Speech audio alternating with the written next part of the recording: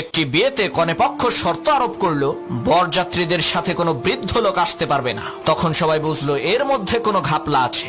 বরপক্ষের লোকেরা একজন বৃদ্ধকে মেকআপ করিয়ে যুবক বানিয়ে সেই বিয়েতে নিয়ে গেল। কনের বাড়িতে যাওয়ার পর কনেপক্ষ আরো একটি শর্ত দিলেন যে প্রত্যেকটা বরযাত্রীকে আস্ত একটি ছাগলের কাবাব খেতে হবে, না হয় এই বিয়ে হবে না।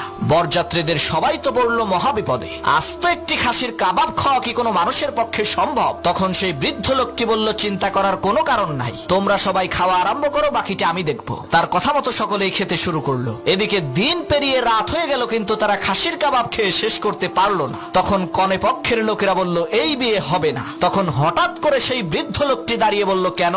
আমরা তো খাচ্ছি, একদিনে না পারলে 3 দিনে খেয়ে শেষ করব। আপনারা তো বলেননি কত সময়ের মধ্যে খেয়ে শেষ করতে হবে, শুধু বলেছেন আস্ত একটি খাসির কাবাব খেতে হবে। এখন এখান থেকে সরে যান, আমাদের খাওয়ার মধ্যে ডিস্টার্ব করবেন না।